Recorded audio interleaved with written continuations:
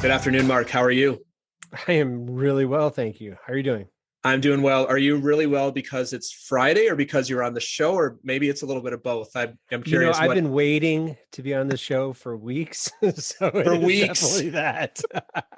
Marc, you've been rehearsing this scary podcast for weeks. So I here we do are. lots of talking, but I've never been called a cool people or a cool person as part of the prerequisite to be on the show. Yeah. So yeah, I hope I appear cool. You passed my cool assessment that I sent you in the 84 questions you had to take. Oh, that was after. Oh, I've already passed that. Oh, good. Okay, you already, yes. You don't know you took it, but you took it. Well, Marc, it is great to have you here today, and I'm really excited about our conversation. So, Marc and I were just catching up. So, Marc and I know each other very briefly through a community that we're a part of, and actually, Marc reached out to me, and we had a really fun conversation a few weeks ago. So here we are recording this podcast.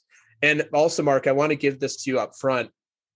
You will be the guest who I record with and then release with in the shortest amount of time. And we're going to talk about why that is later. So you're setting a new record here on this podcast. And this will be, when we release your episode, it will be episode 66.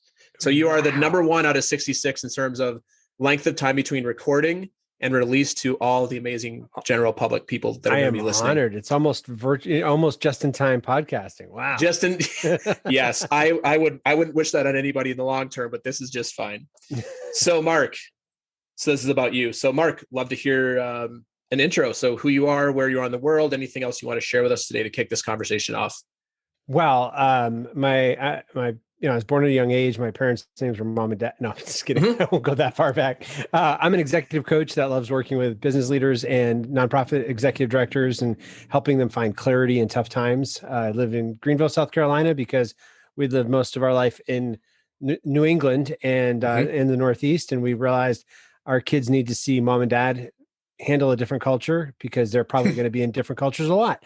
Yes. And we thought it was going to be Calcutta, but that didn't work out or hasn't worked out yet. So we decided the kids were going to leave the house before we moved to India. So we'll move somewhere else. So we moved to Greenville, South Carolina, and have loved it for the last few years. Nice. I do speaking, pre-pandemic, I did speaking all around the world as well. Yeah. Well, and I know we're going to get into that. Pre-pandemic, well, you're probably still speaking around the world. You just happen to be on virtual screens around the world now. I was going to say that. So thank you. Because I was going to say that. And I thought that could sound, egotistical, but yeah, I do still speak around the world. I just don't leave.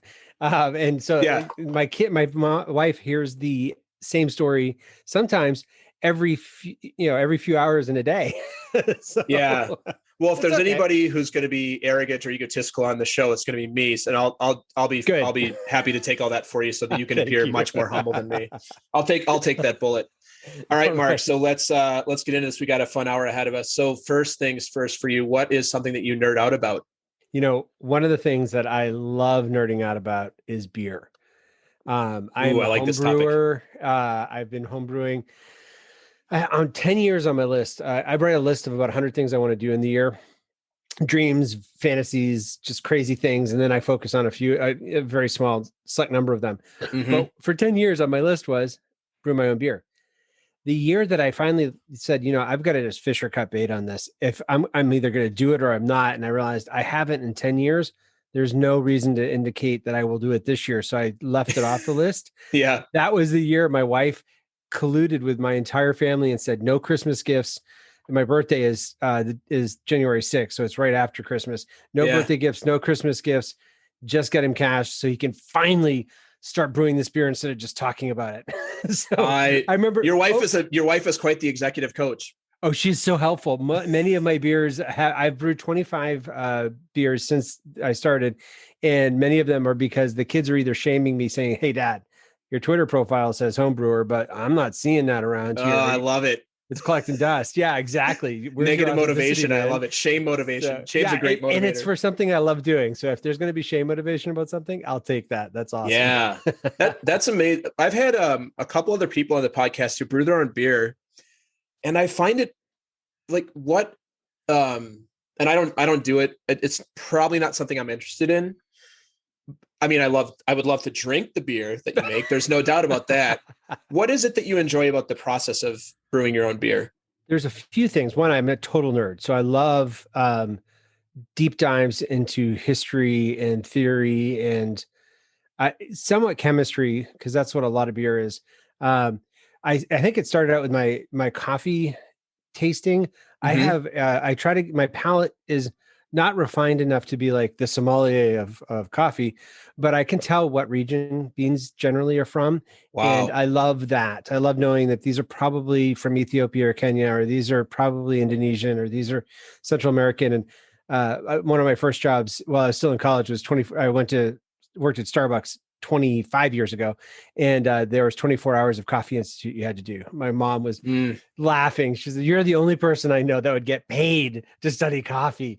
But those flavor characteristics and all are so much more prevalent in beer, and there's much more flexibility because every step in the process has some component that you can change things with. So I like that. The other part of it is I am a pretty aggressive doer type, and I don't stop.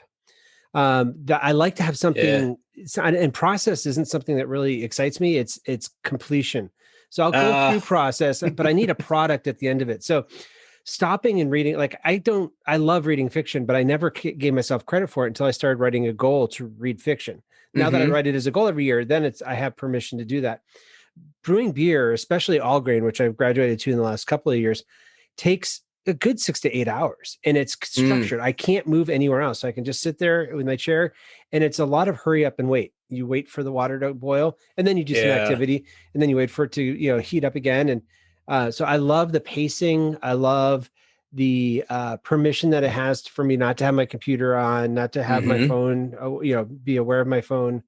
And then I get something that I drink slowly. So it takes months for me to fully consume one of my 5-gallon batches, but especially in a pandemic where I can't invite friends over. Yeah, that's really cool. Have you ever taken CliftonStrengths? I have. Yeah, you must be a high achiever. I have to check because you must be a high achiever. What you're describing is specifically the strength of achiever. It's like the strength of completing things. Some people get inspired by the completion of things. Some people, there's something called an activator. I'm a high activator. It's something I'm inspired by starting, but I'm not so inspired by the completion. But what you said is like you like to take it all the way through. I would be shocked if you are not a high achiever, probably in your top 10. And achiever is the number one strength worldwide. Oh, yeah. So there's over almost 25 million people have taken CliftonStrengths now, which for people listening used to be called StrengthsFinder. And they did a really cool data analysis. You probably love this if you're in like numbers and analysis and such. Oh yeah. They broke down all the assessments, and then they ranked and then they took all the data and combined it so that if all of us who've ever taken that assessment are one person, how many of those of the 34 strengths show up in the top 5 for people? And achiever is the number one strength in the world that shows up in the top 5. And it's fascinating. So there's about 25 million of these taken. 7.5 million people have achiever in their top 5. And I just opened mine up. So learner is the top, then woo, achiever, focus, and responsibility. Yep. That makes total sense to me. Yep. And I felt so seen when I took this because I love learning and the responsibility of I have to see this through to completion, but I didn't realize that was achiever too. But woo, also I went to a speaking gig. 3 of us got together. We were asked, instead of one keynote for an association meeting, to have 3 TED style talks, and so, which was fun. So the 3 of us got to the reception the night before, and I didn't realize how much of a woo. So for those of you not familiar with, I know it as StrengthsFinder. It's CliftonStrengths now, though. They actually rebranded it in 2018 to CliftonStrengths. So those woo is winning over others. And basically I walk into a room and they literally are just friends I haven't met yet. So the 3 of us walk into the room, and 2 of them are introverts and definitely not woo. And I'm an extrovert. And they said it was as though Marc just kind of dematerialized at the threshold. We didn't know where he went. And in less than 20 minutes, with all these hundreds of people at this conference, we had people coming back to us saying, "Oh, you do that? Have you met Marc Pitman? He sounds like someone that would do that too." Yep. We could geek out on I would love to geek out on CliftonStrengths with you. I do want to share two things, and then I'm going to move on here just because sure thing. The audience will be like, I thought we were learning about Marc and and what he's ready to get book on. And we just talked two coaches talking about CliftonStrengths. Woo is my number one. So I am somebody who walks into any room and I'm like, how many of these people are going to be my friends in the next hour? I like going, I'm happy to go in a room where I know nobody. I could care less. Absolutely. It doesn't bother me. Two, the combination of learner and achiever is so perfect to brew beer because you're learning the science of it and you're incorporating all that knowledge.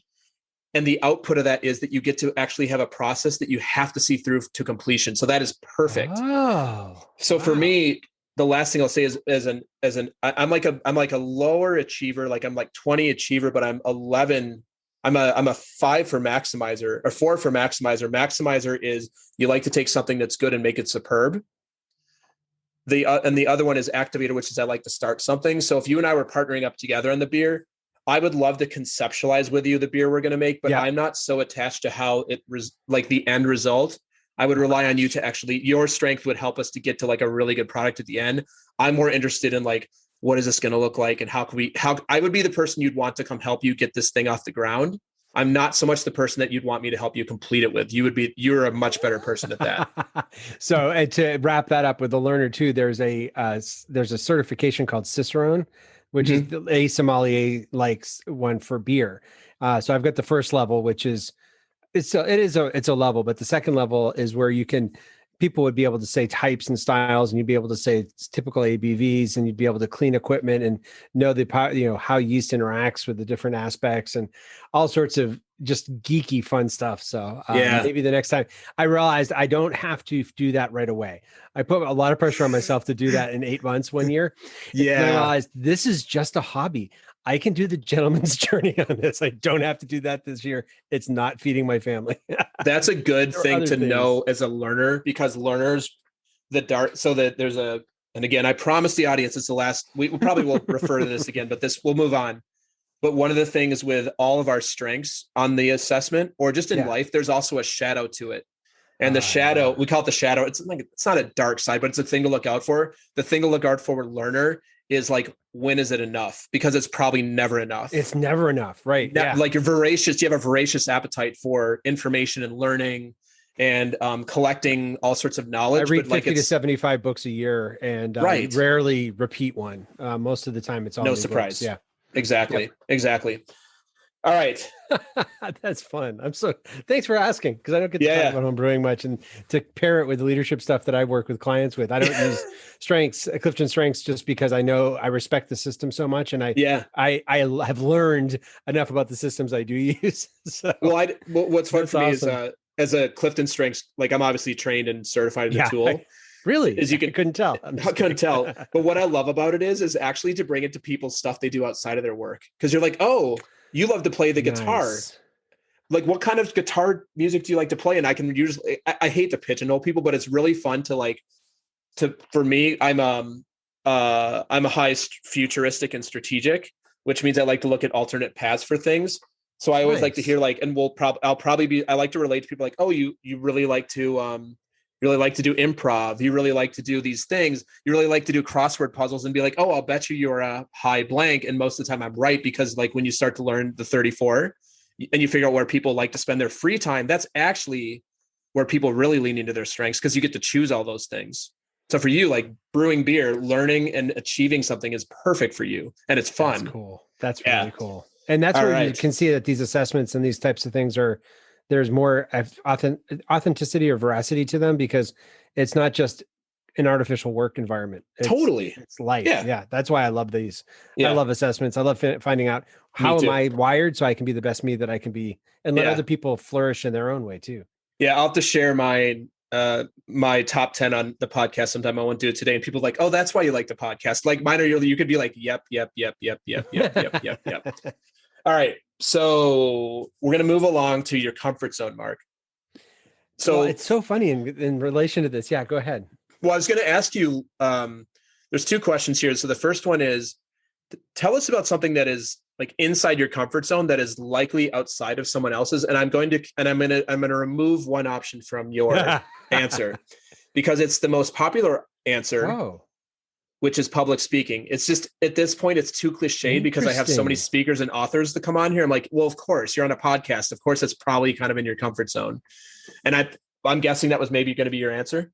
No, I'm glad it wasn't even on my list of top 2. That's perfect. Yeah. So what's the other thing besides brewing beer and your brewing beer? The first thing that came to mind when I was thinking about this was asking for money. Most of my career has been spent in nonprofit fundraising. So I learned sales techniques as a teenager because my parents were in Amway and they took me to all the seminars and rallies. I had to read all the books and I had to, because we had school homework and then I had Pitman family homework. So there was like a curriculum for being a Pitman, and it was reading Dale Carnegie and Norman Vincent Peale and Florence Letar and listening to all the motivational speakers. So you grew up in a really free and no agenda household is what I'm hearing. Yeah, not at all. No, I was shocked when somebody this week said to me that, so you were conditioned from a young age. And I was conditioned. What? There was structure in my life? I didn't realize. Yeah. So the asking for money, I get to take those sales things and turn it to nonprofit and help people connect their money with their passions in a way that strategically moved forward the mission of the nonprofit. I love that. And so that's what I was going to put first, because asking for money is shockingly outside of most people's comfort zones. I don't understand it. So I have a book called Ask Without Fear. It was my first book because I think it's actually, and I'm not being totally flip about it, there is a deep satisfaction in seeing people reclaim their work life. We spend the best time of our lives at work trying to earn money. And when we can offer find places where we can invest in our values, it kind of re-sanctifies all that time we're putting into building a business or working in a job. So I love being part of that. But in the context of this conversation, the one that kind of moved maybe even more so apropos is failure. I don't like failing any more than anyone else, but it doesn't define me. And it's partly some of the experiences I've had have forced me to separate myself from the failure. But it's also, I'm definitely a ready, fire, aim person. Like I've done things knowing that in doing them, I will find out where I should be aiming. I'll be able to refine them as I go. And so many people I find that that I've been coaching, and it's particularly through the pandemic, don't have that kind of risk tolerance. And so they want a lot more certainty, which just doesn't exist. And so it's been interesting to be able to kind of almost vicariously be that risk taker for them, either in my own life, just saying, hey, I know how you feel, the Dale Carnegie, I know how you feel. I felt the same way. This is what I found. Or by being the encouragement and being there to kind of catch them, and nothing that will risk their life or their well-being, but being able to catch them if they fall. And I'm really good at reframing.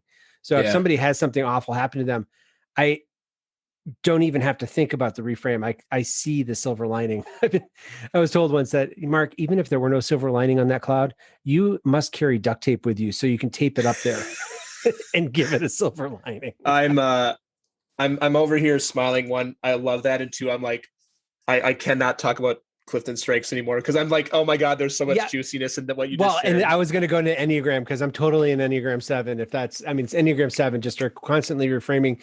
And there's a shadow to that. There's a dark side to that, of course. Yeah. But that's part of why I love these systems is that I learned, yes, there's a shadow and there's something I need to get free of, but this is part of what I offer people. Yeah. Is an ability to just look at just consider a different perspective. Yeah, and absolutely. That's cool. I just want to put in one thing about personally, I spent almost 20 years in sales, so I don't have any problem. I have a weird thing, and don't coach me on this right now because it's your time. You're like, what's your request today, Jason?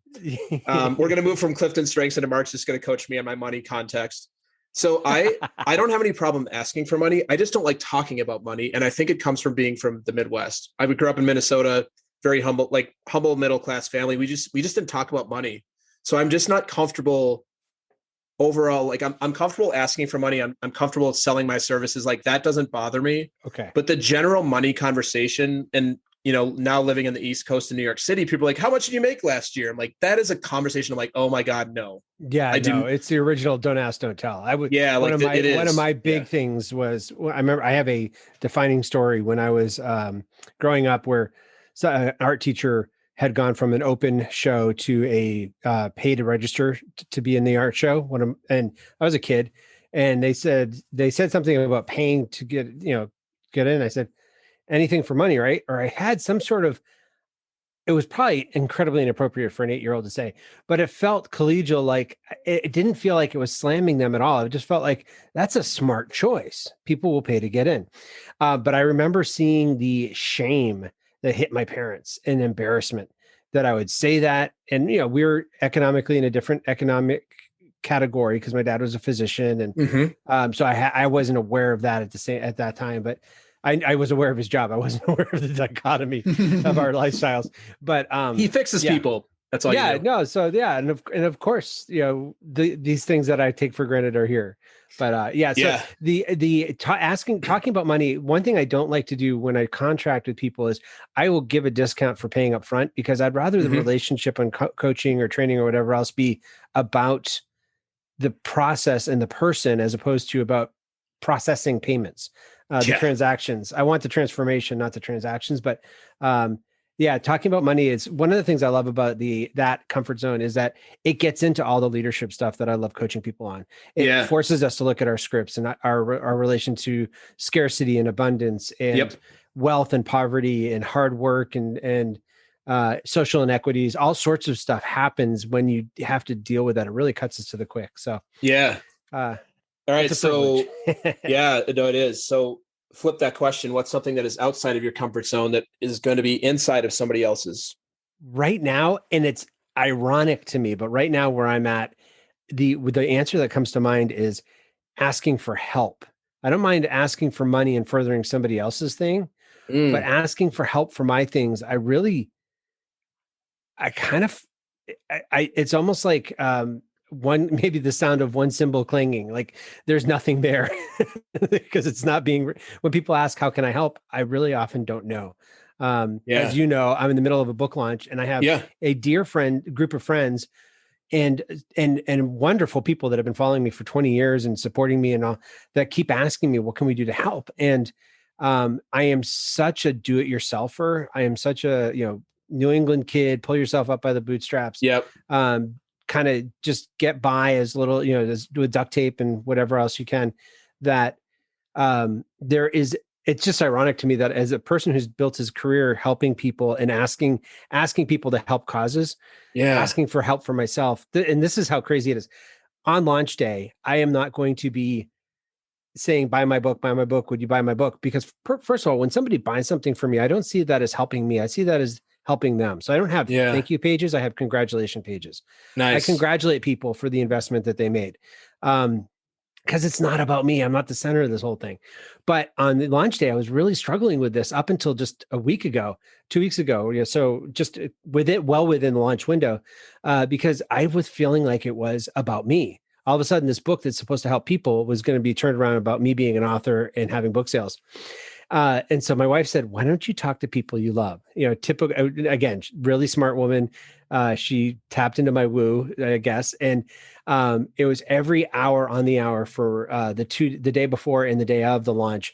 I'm going to be interviewing people. I'll be interviewing 21 people. We're going to live stream it through Amazon Live, because we'll have, live stream it through Amazon Live, because that way those people that are there I can promote their books as well. So it's me helping other people and having 20-minute interviews with, and what's even cooler, Jason, is 2 of my top favorite authors were the two of the people that said yes first. Like they were my kind of out of the blue. There's no way this is really going to happen, but I'm going to ask them anyway. Yeah. And a third one said yes, but there was no time for her. And there was nobody I could move because I just, So that's a really cool project. Now that I've turned it around to helping everybody else. And I think my wife is, again, another part of her brilliance is she said, well, maybe this is a product that you've got. Maybe this is the other podcast you've been wanting to do.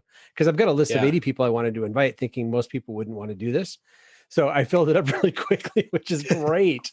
But I'd rather have that kind of adrenaline rush on those 2 days instead of just mindlessly refreshing sales stats. Yeah. Well, as 2 coaches, I might by the end of this episode have to make you ask me for something, just to like break up your context around asking for help. Be like, Mark, what do you need from me right now? Maybe I'm so glad that you have that you've prepared me. Thank you. That's a good exactly. I'm giving you about 30 minutes to process what your actual ask is going to be here. Right. I wish this were live so I could say to the listeners, all right, call in a lifeline or something. What should I ask Jason for? Yeah, what should I ask Jason for? Or maybe I'll figure out something. I'll scheme on something over here. All right, Marc. So we've already talked a little bit about speaking. You do a ton of speaking. And if I had the superpower to give you a 5-minute TED Talk, and everybody in the world would get to hear this at some point. So this speech is something that all 7 billion of us would get to see or hear. Pretty cool. I can't do that for you, so don't ask me for that because I actually can't. Sorry. I can give you access to my listeners on my podcast, and that's really about it. What would you give your speech on? What would be your call to action at the end of the speech to the audience? I've been in the process of doing what I'm doing right now in my stage of life. I've been thinking about that, and I think what I would do, and I don't know if it's a 5-minute talk although I'm incredibly verbose, so I could definitely stretch it out, but it's the idea of, I think most people that are experiencing doubt about their abilities in their life, whatever ability, whether it's professional, personal, relational, hobby, the doubt gnaws at them and it's incredibly isolating. They feel like they're the only ones that feel this level of ineptitude and inability. And so the gist of what my TED Talk would be that doubt, rather than berating yourself for being broken in yet another way, what if you're able to ask yourself what if you could turn it around and ask yourself, what if I'm perfectly suited to address this task? How would I do it differently than I'm seeing it being done? What if our organization has the right perspective to add to the conversation in this area? Yeah. Just freeing people from that shame of not measuring up, not being enough, not having enough.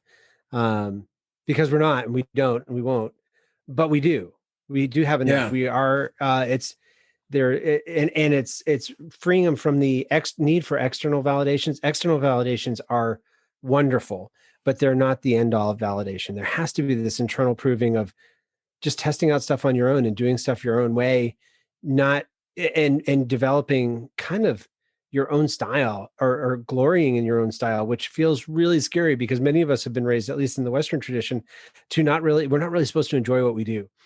So when we start doing things our way and it's life-giving and it feels super easy, we start feeling like we must be cheating. This must not be right. This can't be the good stuff. That would be the gist of my 5 minutes. Yeah. Yeah. Very cool.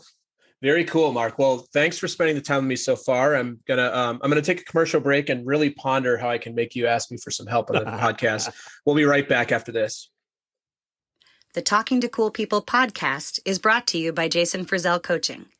Jason works with amazing people who are looking to find and develop their passion and purpose and create their journey to wherever it is they want to go. Check us out at jasonfrizzell.com, Facebook, or on Instagram.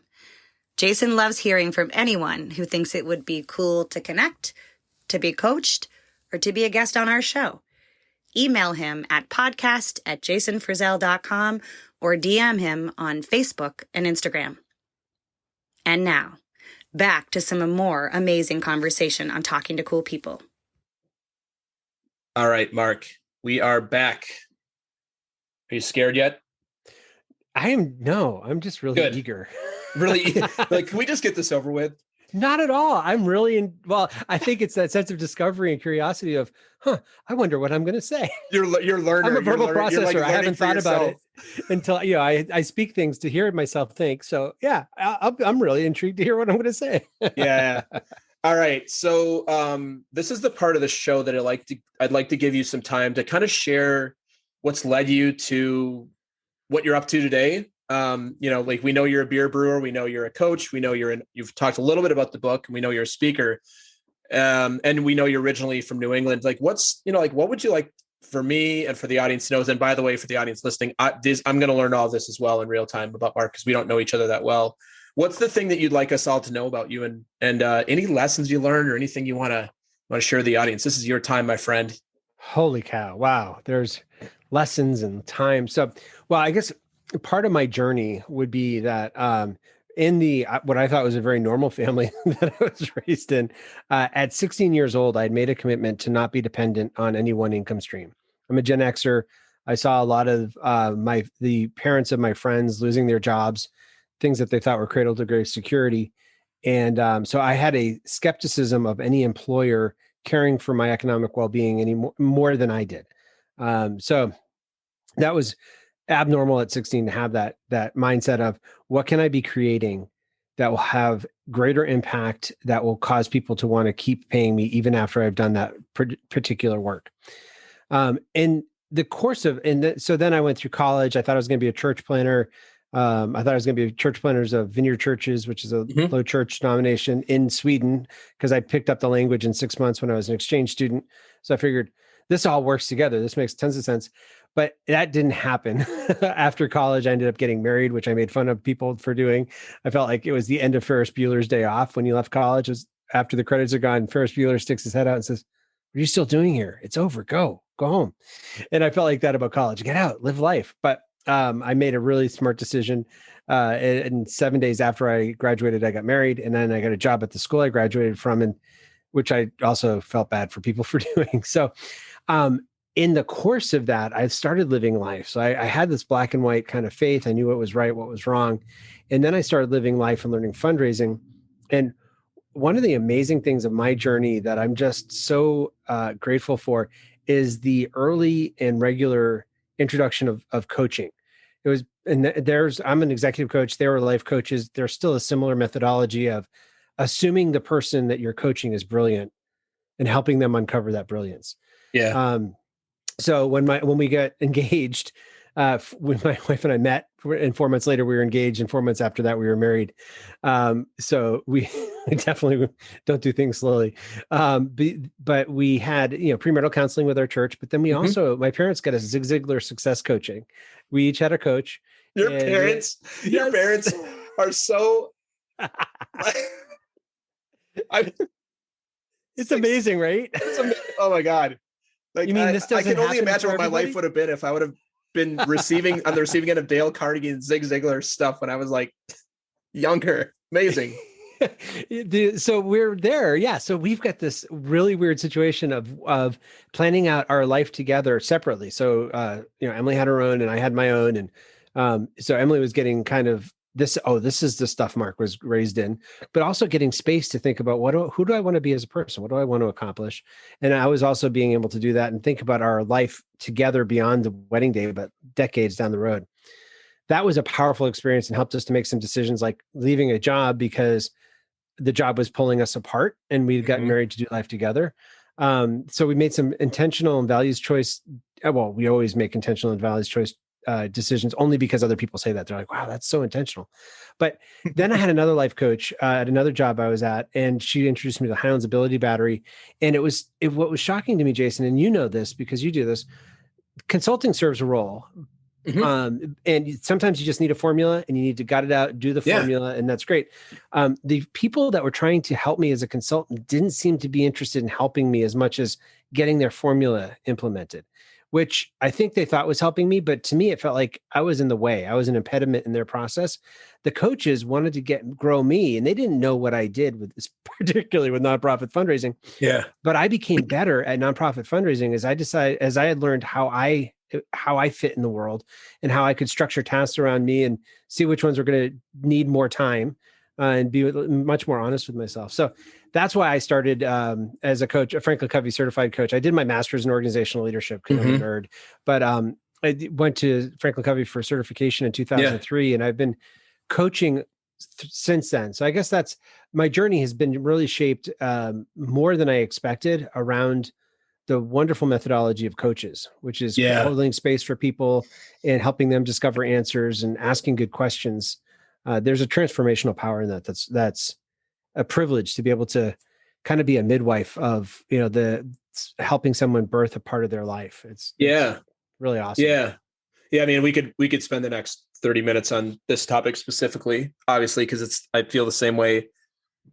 And this is, I do want to just spend a couple minutes in this. I want to get your perspective. So one of the things that I run into a lot, and you probably do as well, is the people don't really understand what quote unquote coaching is, and they think it's actually mentorship, consulting, or teaching. Right. And I've complained about this. No, I'm not going to say I complained. I've addressed this on the show before with other people that are in similar spaces to us.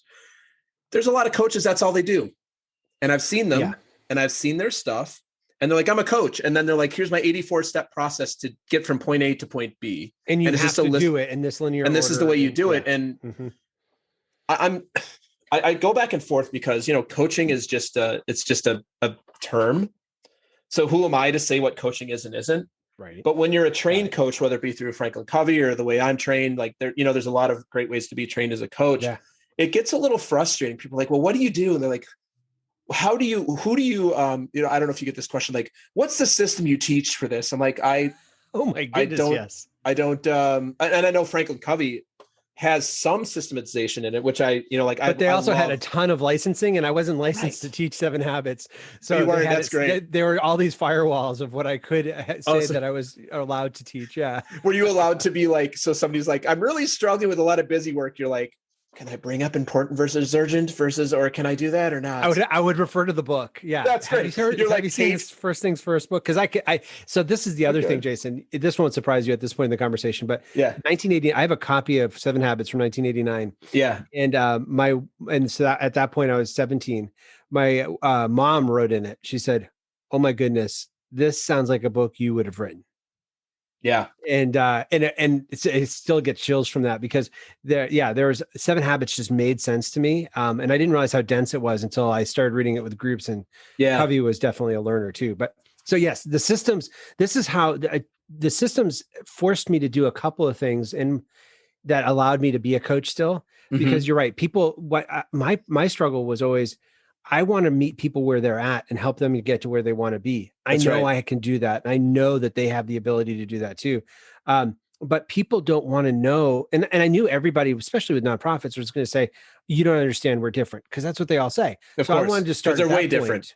Yeah, because nobody is the same, right? Humanity hasn't been with similar traits for millennia at all. Not at all. No, not at all. We're unique, which is, bless your heart. Yeah. So, I wanted to start with you were different and be there, but to earn the right to be there, I needed to have a formula. So it was very frustrating because I had a lot of success in capital campaigns and in major gift fundraising, a lot of exposure early on to it, and it packed in a lot in my career.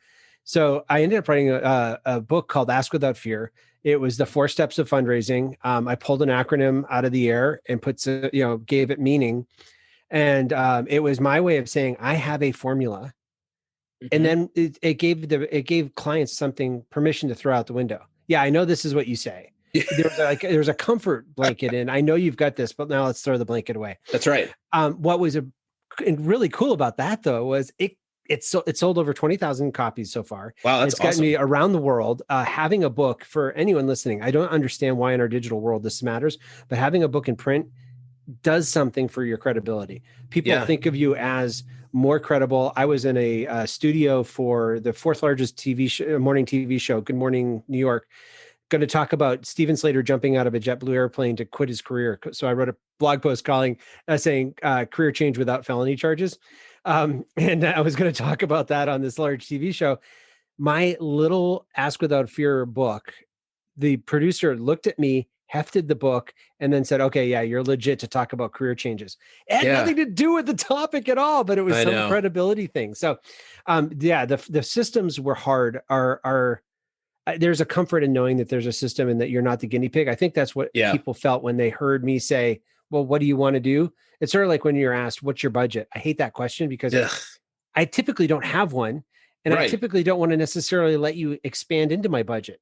You must have a cost for your service. So let's, why are we playing this game? And I don't think everybody thinks it's a game, but for me, it always feels like, I haven't planned this out. I didn't know I was going to do this, or I've never done an event before. I don't know what that costs. Thanks for pointing out another place of my ignorance. Great. I mean, and that's a super common question, especially for speakers, right? In the old days, like the event planners, like, well, we've got this great speaking, and they're like, and then you're like, well, what's your budget? And then you match it. But the psychology of money is actually, what's the value?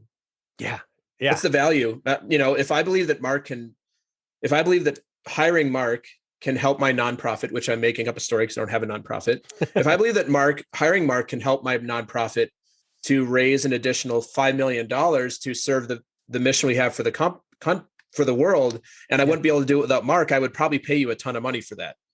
Well, and that's where I wanted to, when I started out, I was getting the budget I called it the budget makers, the people, the CEOs or the boards are saying, whatever it takes, we're going to get Pitman here. That's right. And then as I got on and got more known, I was passed off more and more to the budget spenders. And I got to a point in around 2010, 2012, where I was getting a lot of people saying, we'd love to have you, but we can't afford you.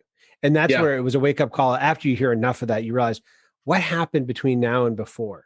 And so part of it was I wasn't telling anybody what I do. I was talking about fundraising. So they heard techniques, but they didn't hear the leadership, the mission, the vision, the mindsets that were implicit in my technique teaching.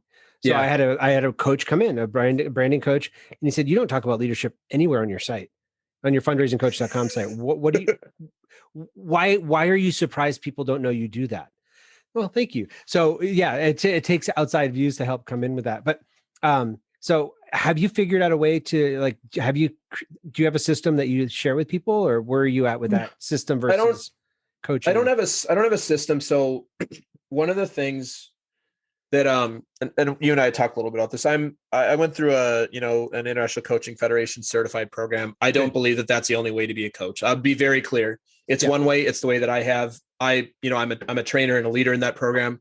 I think it's great, but I don't believe that you have to be an ICF coach to be a great coach. Like, I just want to be clear, because people are like, oh, ICF, it's cool. Like, I have my credential. Yeah, I'm on the board of our local ICF chapter. I totally agree with that. I am glad that credentialing exists. Yeah. And I too think that you can be a great coach without having gone through Absolutely. That, it's more about what you bring and showing up as coach. You probably know this then, or maybe, in the core competencies, core competency one is you actually ethically delineate to a new client. Do they want therapy? Do they want consulting, or do they want coaching? Yeah. My agreement has the paragraph that says basically, this is what it is, right? Yeah. Do you want, not a therapist? And that's okay. There's a good reason that therapists exist. And there's a good reason why counseling exists. Oh, totally. Good reason. Yeah. Oh, yeah. And I want to respect that. Yeah. Yeah. There's nothing wrong. Like, it's not about a wrong thing. It's about making sure that the client, what they know, what they're looking for. And so this kind of goes back again to a little bit of a soapbox, is when there's a lot of, you can tell this is an annoying thing for me. Love soapboxes. That's great. I can tell. There's a lot of coaches who have no training. So there's coaches who are actually doing pseudotherapy, which is really dangerous. Yes. And there's coaches that are actually just straight consultants. They don't call themselves a consultant because people have a connotation about consultants. And let's just all be clear about what we are. And so, and I'll tell you how I start this with if somebody gets referred to me, or I meet somebody, they're like, hey, I'd like to hear more about what you do, or I might want to hire you. I learned this from another coach friend, and you can use this if you want. I really like this. Thanks. It's I love analogies, or it's it's an analogy or a metaphor. I always get those two confused. Oh, I'm with you though. Yeah. But it's, so you run into somebody and they're in a ditch. Okay. A therapist will say, hey, Marc, you've been in this ditch for a long time. It seems like you've been in this ditch a lot. How do you feel about being in the ditch? And what do you need to work through to get out of that ditch? A consultant will say, hey, Marc, you're in a ditch. I've got $1 million ladder on my truck here. Would you like to buy it from me? And you can walk out of the ditch using the tool that I have for you. A coach will say, hey, Marc, you're in a ditch. What do you want to do about it? What are the 5 things that you're going to take on today to get you out of that ditch in the next month, whatever the example may be.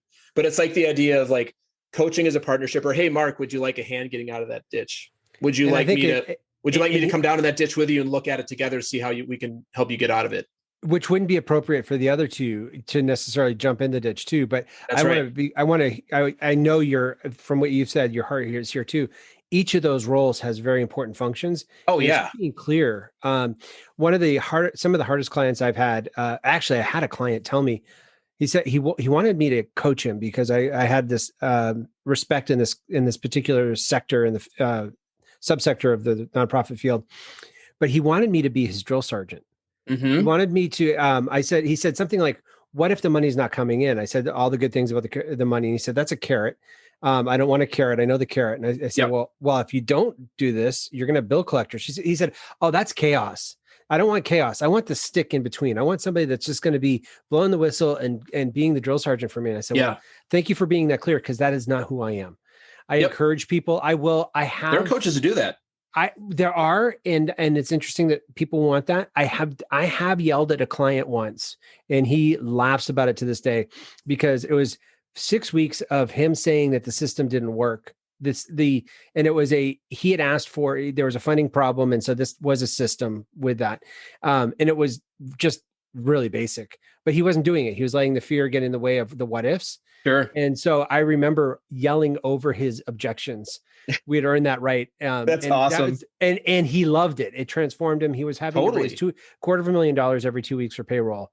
And he started moving from being a month behind to being a month or two ahead with his fundraising. So he was definitely, it worked for him.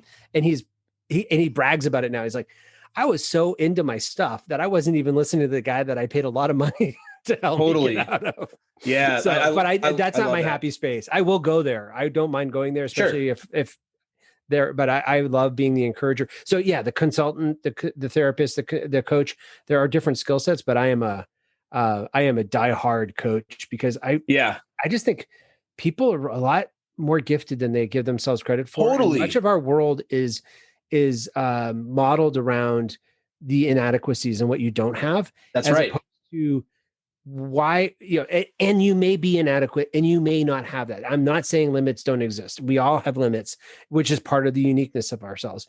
But yeah, I'm really loving being able to, just as much as I love being shown, wow, this is what you offer to the world. I don't hear this from other people. I love being able to shine that light for other people too. Yeah. And it sticks with them. That's the best part, isn't it, Jason? It's not like they're going to forget how to do the 10-step process. No. They're just living their life, and they're living it more engaged and more. That's what it's called, a breakthrough. That's why I call it a breakthrough, because it's something that you get to own internally, not a white paper that you go back to. I'm laughing because of course, because you could see where my mind is today, because I spent a couple hours with clients earlier on this. CliftonStrengths, the whole concept of CliftonStrengths is your top 10 you quadruple down on, and the other 24 you manage. And it is the idea that, like, you don't need to go and fix your number 34. You need to manage it. And where you're going to make the most impact in the world and in your career and everywhere is your top 10. So I want to leave you before we move on. With the coaching, one of the things that salespeople have when they come to me for coaching is I got to set aside 10 a.m. to 12 a.m. or 10 a.m. to noon every day of the week to make these calls. And so I'll honor that. I'll let them experiment with that, but I'll also clarify how many calls do you want to make? What are the outcomes you want from those calls? Because many people focus on I'm really bad at managing my time, the lower 34 strengths perspective, that perspective, as opposed to I actually can get on the phone and get things done. That's right. And it's so many breakthrough for so many people was knowing, I wanted to make 15 calls. You know what? I got them done throughout the day. I just didn't get them done in that chunk because other things came up and life happened.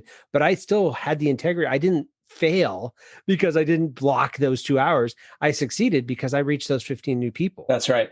That's Much right. better perspective. Yeah, for sure. The last thing I want to give you another thing that I'll say to clients sometimes is prospective clients is consulting can come across. And by the way, I do consulting work too. So I'm not disparaging consulting. There's a time and a place. People pay me for my expertise too. There's no doubt about it. And I'm sure there's a lot of people who would pay you for your expertise. Oh yeah. You have a lot of expertise. Absolutely. I do capital campaign consulting, and it's very much a consulting thing. Yeah. Absolutely. So one of the things that, and I really like this, and I forgot who I heard it from, but with consulting, let's say you've got a puzzle in front of you and your client's on one side of the table and you're on the other side. And as a consultant, I'm kind of looking at the puzzle and I'm saying hey, these are the pieces that are missing.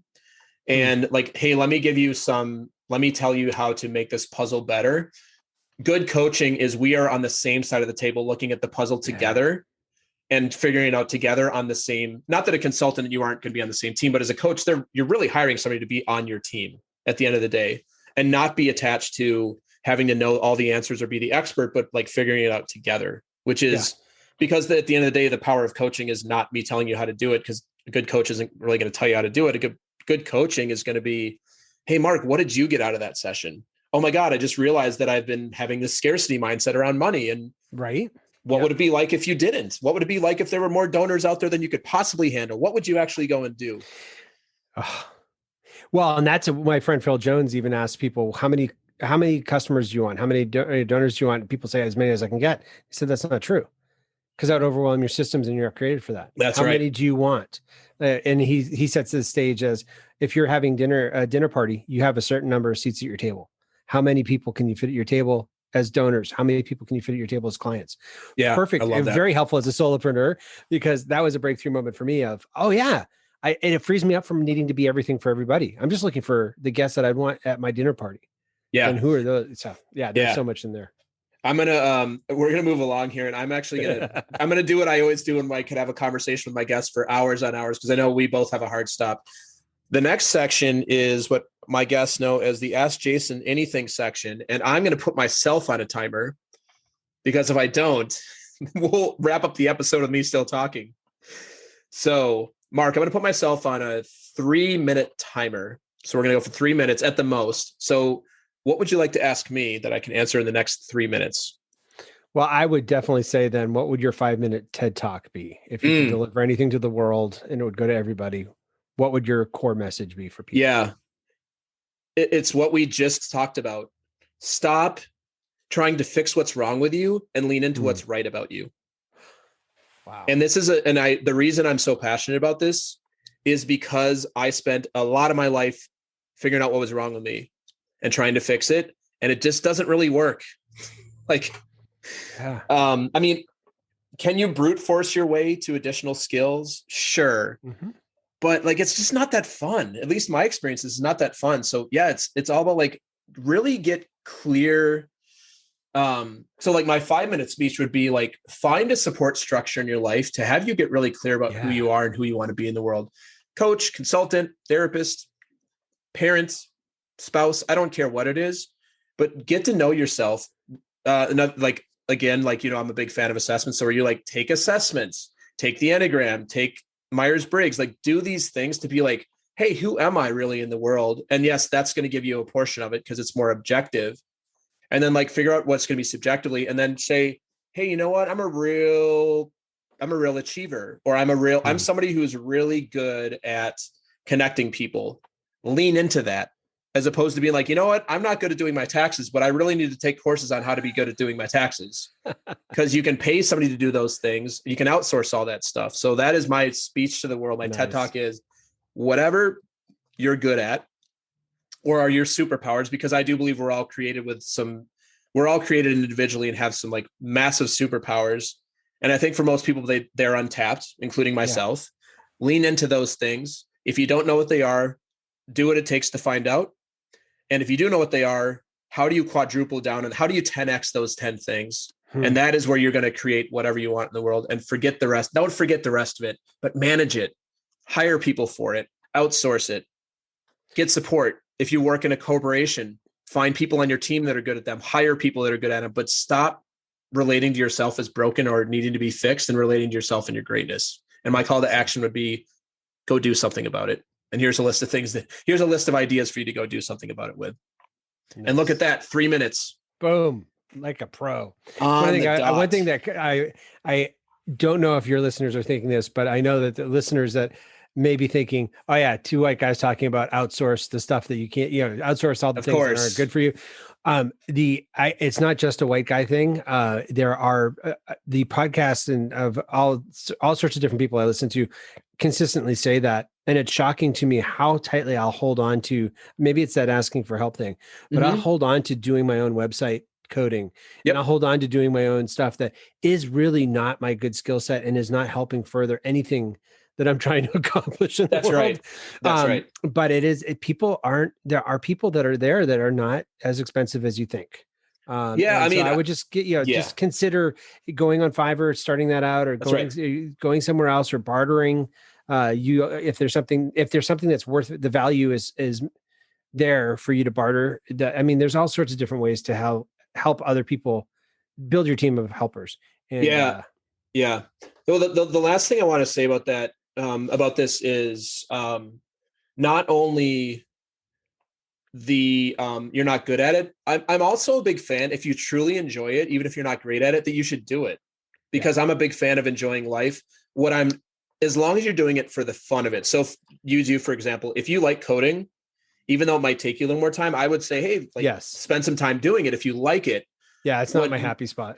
If it's not your happy spot, then like, hey, you might want to consider, doing something different with that. If people are like, it's not one of my strengths, but I'm having fun. Cool. Yeah. That is so if people are like, it's not one of my strengths and it's not fun for me, but I refuse to let it go, it might be something to look at. And yes, one of the hardest questions for my clients to answer is what gives them joy. I ask what punishes you, what fills you up again. And most of the 6 or 12 month coaching, I'll keep coming back to it, and they struggle with that a lot. And we're just, I think it goes back to what you were saying, is we're so not accustomed to looking at what we're good at. We're accustomed to seeing where our deficiencies are and where we fall. That's right. Well, and this is just my opinion. This is how we were raised in the education system. Yeah. Oh, what's the gap? How do you close the gap? Oh, why 93? Where are the other 7 points? Yeah, exactly. That's right. Or like, how can you be good at all these subjects? Like, you're never going to yes, there are people that are just naturally intelligent that are just good at school, but like they don't. I would be surprised if there's anybody who enjoys every single subject of academia that they've ever taken. Like, that would be really strange to me, to be like, I love math and I love spelling and I love gym and I love social studies and I love like home ec. Like, that'd be really strange to me. I mean, maybe it happens because some people just love to learn about everything, like maybe for yourself. But I just think there's like, we're conditioned this way to always relate to ourselves as we need to improve because there's something wrong with us. What if we just improve because there's something right with us and we improve the things that are already right about us? That's my TED Talk. I'm preaching. I mean, I'm like witnessing to that. Yeah, go preach it. You're like, amen, preach it. Yeah. All right, Marc, absolutely. I know we're going to start to wrap up here, but I do have, I want to ask you one question. We'll keep it brief. Then I want to spend some time here at the end to talk about your new book, because thank you. Yes, of course. So I'm going to ask you one question and we'll keep it brief. What's something you're afraid might actually be true about you? I was hoping you wouldn't ask me that one. I know, which is why I'm asking it to you, because I had a feeling that's the one people are like, no. So I ask it because it's something that I'm afraid might actually be true about me. Well, okay, phew. This is completely vulnerable, but very safe because of what you've prefaced it with. I think what I was thinking it was going to be was that I'm not living life to the full, and I'm harming people by not being all of me that I can be, and that didn't feel as authentic as this one. One thing I'm afraid may be true is that I haven't done enough research or enough learning to actually be really sure that what I'm sharing. One of the things that I feel like my gift is, Jason, is because I'm such a nerd and love learning and research. I like to know the studies and the research that's gone into stuff and provide that for people that don't have the time to do it. But I want to know that all of my things, when I'm giving a talk and it's popular and it's got great analogies and, pop culture references, I know the studies that are behind that. It's not just me talking, just blowing smoke. It is grounded in something much deeper and greater than myself. And so that my fear, I think, would be that I've missed some aspect and I'm giving something to people that will possibly harm them. So that would be that's something that here's why. When I grew up listening to motivational speakers, I don't know if you remember Fast Company magazine doing the consultant debunking unit. They had this article that was all the popular motivational talk stories, and they debunked them.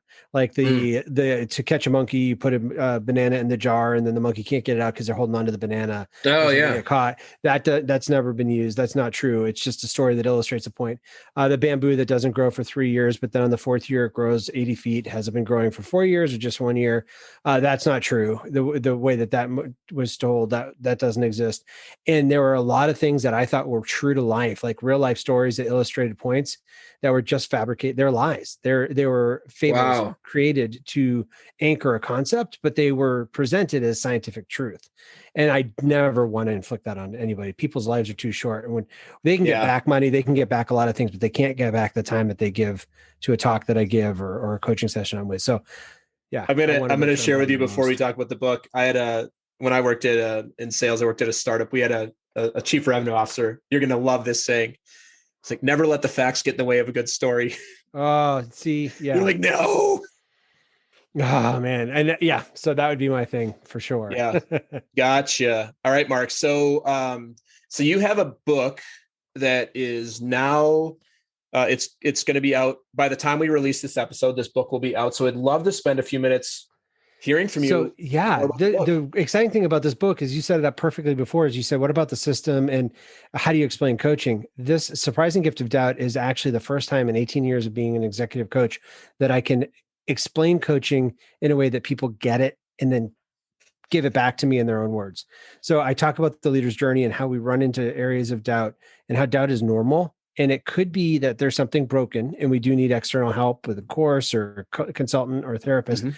But doubt could be that invitation of saying, hey, you've only been looking at half the map. You've only been looking for external sources for validation. Let's look at who you are. Let's look at the internal or your organization. Let's look at your organization. How is your organization unique and different and great? And so it pushes us into what I call quadrant 3 leadership. And that's where I get to share not all, but the 12 of the tools that I typically use with clients. But like, it's not step 1, step 2, step 3, step 4. That's it's right. Here's the toolkit. What is it that would be most effective for you? That's right. If somebody thinks Enneagram is a bunch of hogwash and woo, we don't have to go there.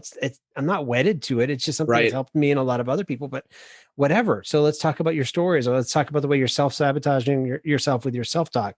Wow, there was a lot of selves in there. But there, so the surprising gift of doubt is it not only gives the framework for why the leader's journey and why doubt could be a gift, but it also unpacks a bunch of different tools and strategies that have been helping people through the pandemic and for the previous almost 20 years of my work. And I'm just privileged at the response it's getting. It's the first time, it's my 8th book, but it's the first business book. And it's the first time that I have had people that are endorsing the book saying, oh my goodness, not only they have these glowing, Seth Godin, Michael Bungay Stainer, Dory Clark, Christine Hadid. I had over 30 people that said, yeah, I want to endorse the book, which was amazing to me. But, they're glowing words. But what was more meaningful to me was the glowing words that you'll see promoted and in the book are there. But then there was the next paragraph that said, and Mark, that thing you said on page 62, holy cow. That just changed my life. I didn't even know that was tripping me up. Thank you. Amazing. So congratulations. That's really exciting. That's some big names that you have also saying, it's such a privilege. I know it's so humbling because these are like rock stars in my universe. Yeah. And they're all, oh yeah, we're on board. Yeah, this is great. Yeah. So I've been humbled and excited because the message resonates deeply. And one of the things I did do also is one of the things I'm most proud of this book is the sending it out to, I'm really aware of my kind of blind spots because of my upbringing and my genetic and racial background. Mm-hmm. I'm a white male, cis white male in North America. So I invited for pay 12 other people that were not white men, white straight men, to look at the book and just see, is it as accessible to as diverse an audience as I expect? Mm-hmm. And so I have a note in the first part on just a statement on privilege and where my perspective coming from, what I've done to try to make sure that it's not just a clueless white guy that found a cool idea, but there's real depth here. And I have found not only has that produced amazingly good conversations with those 12 people and helped me grow as an individual and help this do less harm in the world or do more good in the world, but it's also inspired other people to consider doing that with their books and inspired other people to think of different ways that they could approach the work they're doing. So awesome. Yeah, it's just one of those, I just did it. Yeah. I love the things like that you come up with that end up are bigger than yourself. Like you did it for one purpose, but then you find out that there's all these other ways people are being benefited from it. It's really humbling because you're not in control. As much as you're great and you have all these strengths, you're not in control. And it's fun to be able to be a spectator and watch that. Yeah. Well, congratulations, Mark. That's really exciting. I can't wait to read it. What I will do for the audience listening, I will put in the show notes a link to the book, a link to Mark's website, all the things we talked about. I used to on the show be like, so where can we find you? And then I'm like, I'll just put in the show notes because you'd be like, well, you can email me here. I'm like, or I could just give you the email address. Like nobody's going to remember when you say it. I'm so hoping if you Google me in 1999, I Googled myself and realized that I didn't come up on the first search terms. I didn't even have a website. Yeah. And so I made a point for the last 20 years to try to be much more search friendly. it didn't even occur to me that was a weird thing to think. Like I in 1999, it was clear to me that people were going to be searching for me, and I just wanted to help them by being at least on the first page. Yeah. There are hundreds of people don't think that way, Jason. They never thought that people would be Googling them. So well, I'm gonna do what we in improv. I'm gonna go back to a what we call a callback. Callback to the CliftonStrengths. Like there's something there again, like the way that your mind works. And I'm not going to bore the audience. I can't wait to learn more, because that was a seminal book in my coaching. One of them, first Discover Your Strengths, or now Discover Your Strengths. And so I can't wait to after this book launch, go back and just kind of dine at that table. That's a good thing. Yes.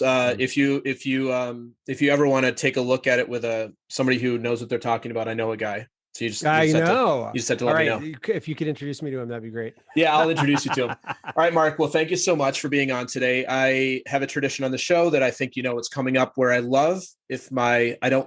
ask that my guests, well, I do love it too, if they leave us with some words of wisdom, and the words of wisdom should be short and sweet, fitting on a Post-it note or an Instagram post. So what do you got for us? I would go back to another callback. I would, on a Post-it note, write, what if I'm exactly what this situation needs? Oh man, that is put it on your monitor. Yeah, that is, and man, that's such a great coaching question to get people out of their current funk of like, what if you were exactly where? I've heard this in other ways. I've never heard it. What if you were exactly what you needed to be in the way that you said it? I've heard like, what if you knew what you needed to know? But I like yours even better because it's like a more holistic. Like you're enough. Awesome, thank you. I love that. I'm gonna steal that. And go for it. I hope I don't hear from your IP attorney. Oh, that's true. That's where I can ask for help. Okay. Could you give me a good IP attorney? I know somebody that maybe. I do actually. I actually do know somebody. Perfect. Well, thanks so much for having me be a guest here. This has been Marc, and it's been great to get to know you. Yeah, time. Really fun. Good luck with everything you're up to, and I'm sure we'll be connecting again very soon. All the best. Thank you. Thanks. You too, Marc. Take care. Thanks for listening to another episode of Talking to Cool People with Jason Frizzell. If you enjoyed today's episode, please tell your friends. Follow us on Instagram and Facebook, and give us a shout out, or take a moment to leave a review on iTunes. If something from today's episode piqued your interest and you'd like to connect, email us at podcast@jasonfrizzell.com. We love hearing from our listeners because you're cool people too.